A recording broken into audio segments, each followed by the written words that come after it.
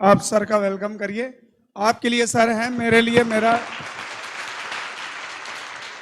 मेरा समझिए कि सम्मान, मेरा मान सब कुछ है। ये हमारे स्टूडेंट हैं। एसडीएम इस समय प्रयागराज आए हैं, एसडीएम बनकर यहाँ पे। और ठीक है,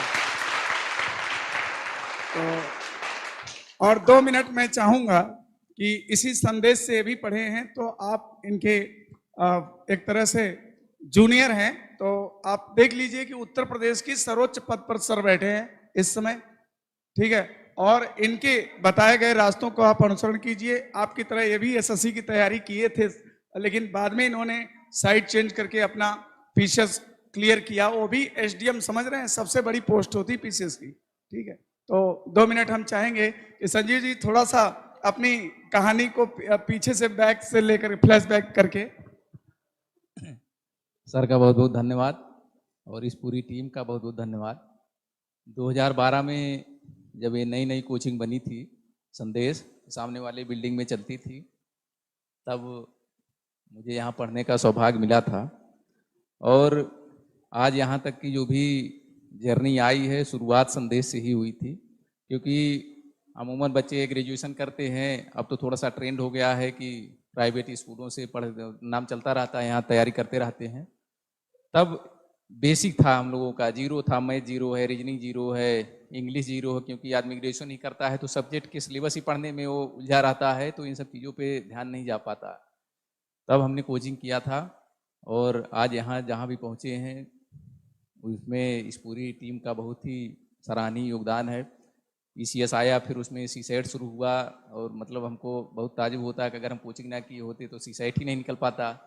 बायो हमारा बैकग्राउंड था, तो उतना थोड़ी टेक्निकल समझ मैथ और रीजनिंग की नहीं थी, तो इस कोचिंग से हमने उसको सीखा। आगे उसकी बहुत बेनिफिट हुई। चाहे मेंस में एक पेपर होता है, उसमें मैथ रीजनिंग आती है, प्री में आती है, सीसेट में आती है, तो इसका बड़ा योगदान रहा है। तो सर के आज आने का मौका मिला। इससे बोलिए, ये ज़्यादा। और मैं माफ़ी भी चाहता हूं कि थोड़ा सा विलम्ब हो गया आने में, हमें बहुत पहले आना चाहिए था। आप लोगों को यही एक सलाह है कि मैक्सिमम यहाँ पे जो भी स्टूडेंट होंगे 90 से 95% ग्रामीण क्षेत्र से ही होंगे। और ऐसा कोई स्टूडेंट एकदम सच्चाई से नहीं कह सकता कि उसके माँ बाप इतनी दौलत छोड़ के जाएंगे कि वो जीवन बीत जाएगा उसका। तो आपके पास एक ही जीवन का एकमात्र लक्ष्य है कि यहाँ से कुछ बन के जाना, कुछ करके जाना। आप यहाँ बैठे हैं तो आने वाले समय में 3-4 साल बाद जब आप इनकेस नहीं कुछ कर पाए, तो आपके पास ये भी ऑप्शन नहीं बचेगा कि आप अपने भाग्य को रोना दे पाएंगे कि बताइए हमको मौका नहीं मिला। बहुत ऐसे स्टूडेंट हैं जिनको मौका नहीं मिल पाता है, गरीब है, निचले तबके से, नहीं समझ पाते हैं। वो आपके साथ के, हमारे साथ के हैं कि बहुत टैलेंटेड थे, हमसे बहुत ज़्यादा टैलेंटेड थे, तो मौका नहीं मिला। कुछ लोग बहुत टैलेंटेड थे, उनको मौका मिला, लेकिन वो दिशा नहीं सही हो पाई, वो मौके का फायदा नहीं उठा पाए, तो कुछ नहीं कर पाए। तो दोनों सूरतों से आप अलग हैं। आपको मौका भी मिला है और यहाँ तक आके एक सही संस्थान मिला है। माँ बाप का काम पैसा भेजना है, वो विषम परिस्थितियों से आपको भेज ही रहे हैं। आप बाद में ये भी नहीं कह पाएंगे कि आपने हमको पैसा नहीं दिया, नहीं तो हम आईएएस बन जाते या पीसीएस या नहीं आओ, चाहे जो कर लेते। तो आपके पास सारे रास्ते जो आदमी कोसता है वो बंद हो चुके हैं। अब आपको खाली अपना परफॉर्मेंस देनी है। और जो भी सिलेबस यहाँ पढ़ाया जा रहा है, सिलेबस आदमी कोचिंग करता है तो थोड़ा सा समय कम दे पाता है, फिर भी आप प्रयास कीजिए कि जो पढ़ाया जा रहा है किताबों के माध्यम से, कोचिंग तो यहाँ बैठ के आदमी नोट्स बना लेता है, 30-40% ही समझ में आता है। हमारा नज़रिया है कि जो चीज़ें जब पूरा समझ में आती हैं तो वो जब आप कमरे पे बैठ के पढ़ते हैं एकांत में, तब समझ में आता है कि अच्छा आज जो कोचिंग में पढ़ाया गया है वो ये चीज़ है। यहाँ तो आदमी नोट्स बनाने में व्यस्त है, कॉपी करने में व्यस्त है, तो मतलब क्लियरिटी नहीं हो पाती है। जब आप कमरे में बैठ के पढ़ेंगे तब आपको समझ में आएगा कि ये जो पढ़ाया जा रहा है वो है क्या और इसका हमको एग्जाम में इस्तेमाल क्या करना है। और पढ़ाई के दौरान हम लोगों से जो बहुत गलती होती है वो होती है कंसंट्रेशन की। कंसंट्रेशन नहीं है, सारी चीज़ें हैं सब, मतलब हमने उस दौर में भी तैयारी किया जब हमारा दिमाग एकदम फालतू चीज़ों से भरा हुआ था, और उस दौर में भी तैयारी किया जब एकदम दिमाग हमारा खाली था। तो दिमाग को अपने थोड़ा सा खाली रखने का प्रयास करिए, कम से कम तनाव कम से कम हो। ये नहीं पूरे ब्रह्मांड की जो भी समस्याएं हैं वो आप ही के पास हैं। घर पे आपके रिश्तेदारी में क्या हो रहा है सब आपके पास है। घर से आपका बस इतना वास्ता है कि समय से आपको पैसा मिल जाए, उसके बाद घर से आपका कोई वास्ता नहीं है। आपको पैसा दिया जा रहा है, आप उसको पढ़ाई करिए। ये नहीं है कि हर तीसरे महीने चौथे महीने या दूसरे महीने भाग जा रहे हैं। मामा के लड़के का बर्थडे है तो सगाई है तो तिलक है, शादी है, कथा है, तो सब अगर ये सुनना है तो कोई बात ही नहीं, अपना करिए। लेकिन आपका यहाँ पे एक ही लक्ष्य है, पढ़ के कुछ करना, नहीं तो आगे का जीवन बहुत कठिन है। आप पछतावे में, गिल्ट में चले जाएंगे, बताइए हमको मौका मिला हम कुछ नहीं कर पाए, और है ऐसा होता है। अच्छा संजीव जी, ऐसा होता आप एसएससी एस्पिरेंट थे, तो कैसे मोटिवेट हुए आप सिविल की तरफ? सिविल पहले हमने 12 में कोचिंग किया, 13, 14, 15 का हमने मेंस दिया इसका। हमारी मैथ थोड़ी कमजोर थी और एसएससी बिना मैथ सहारे नहीं की जा सुन लो, सकती है, जो हमारी बिना जानकारी मैथ का एसएससी नहीं निकलेगा। और इनके बड़े भाई साहब संदीप जी हैं, जो कस्टम इसमें क्या है, प्रिवेंटिव ऑफिसर हैं, प्रिवेंटिव ऑफिसर हैं। सीजीएल तो की उनकी मैथ इतनी अच्छी थी बताइए बताइए बताइए। हमारे बड़े भाई साहब और हम दोनों लोगों ने तैयारी शुरू की। भैया हमारे बहुत मतलब मैथ के बहुत स्ट्रांग कैंडिडेट थे।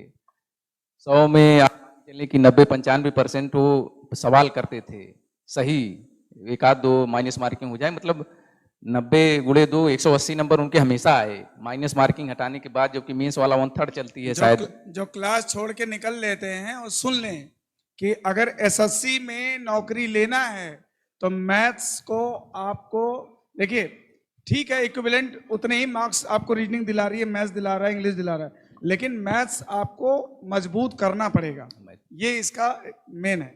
रीजनिंग तो अगर इस वक्त मेंस में आ गई होगी तो नहीं कह सकते। रीजनिंग का काम है बस प्री क्वालिफाई करा देना। कुछ बच्चे रहते हैं जो नहीं रहते हैं, रीजनिंग सरल रहती है तो 40 सवाल कर दिए तो प्री निकल जाता आसानी से, यस कर दिए, कुछ इंग्लिश कर दिए, कुछ मैथ कर दिए।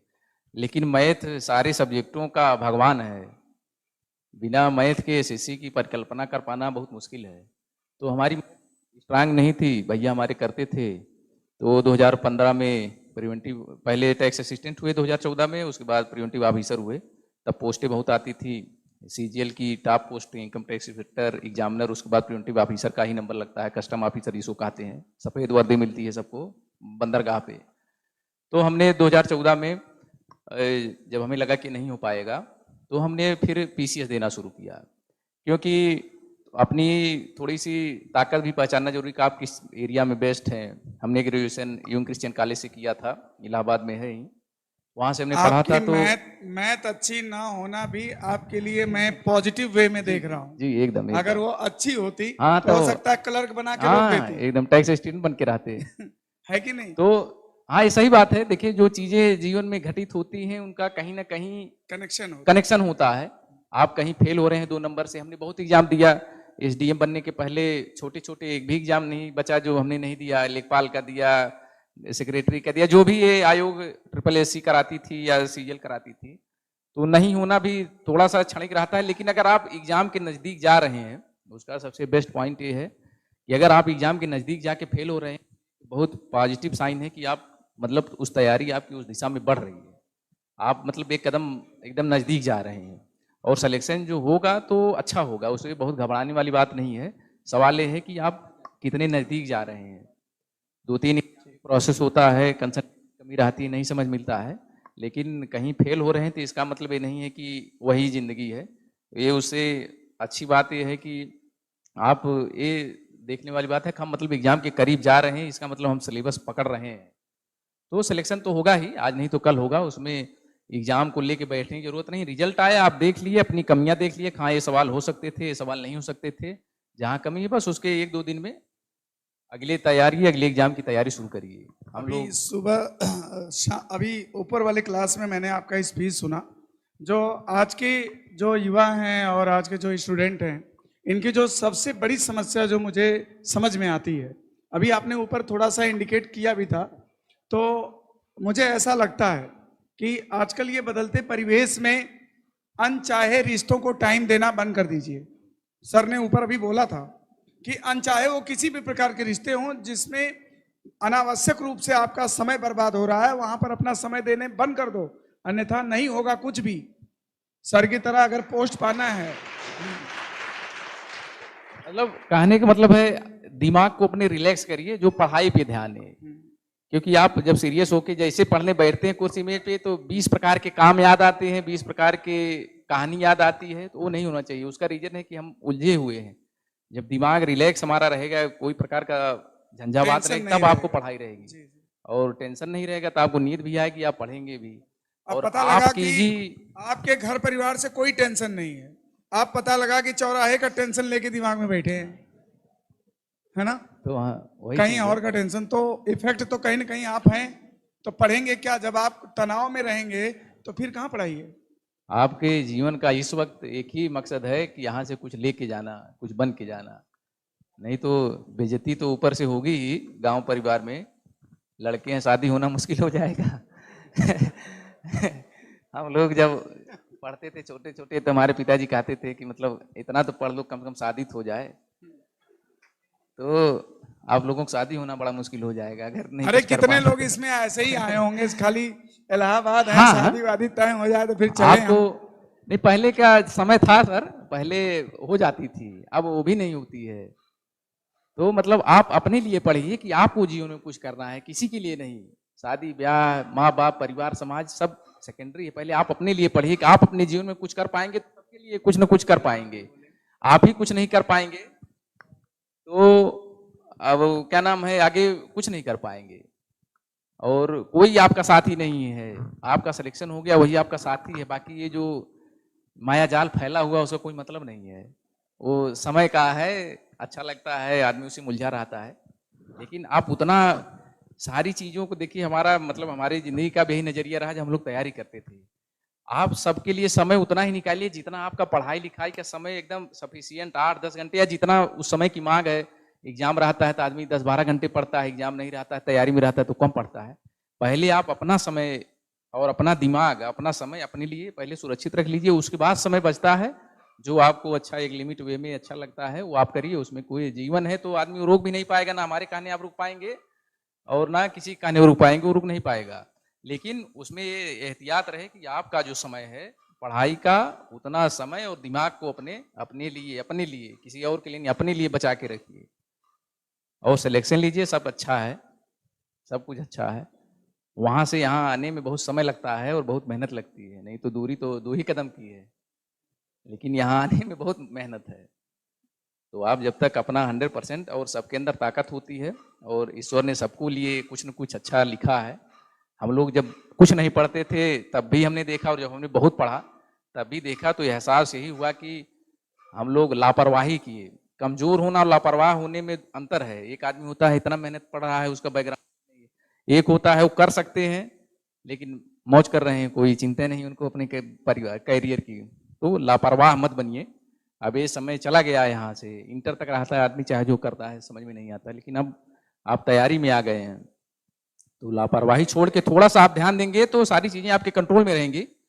सिचुएशन कभी आउट ऑफ कंट्रोल नहीं होनी चाहिए, चाहे सामाजिक जीवन हो और चाहे व्यक्तिगत जीवन हो या पढ़ाई हो। ऐसा ना हो कि चीजें आउट ऑफ कंट्रोल चल रही, हमें पता नहीं, सब चीजें अंडर कंट्रोल होनी चाहिए। और आप लोग निश्चित रूप से अच्छा करेंगे, थोड़ा सा ध्यान देने की जरूरत है। बहुत बहुत धन्यवाद। बहुत बहुत धन्यवाद। बहुत बिजी रहते हैं, किसी तरह से समय निकाल के आए, जबकि आजकल चल रहा है, आप लोग देख ही रहे हैं, चुनाव का माहौल, सारी चीज, तो इन लोग को बहुत काम रहता है। और निरंजन, कौन से साल में पढ़े थे तुम संदेश में? बताओ बताओ, कौन से साल में पढ़ा था? 15 में? अच्छा 17 वाले हो, चलो ठीक है। एक पुराना बैठा है बहुत। आइए चलते हैं।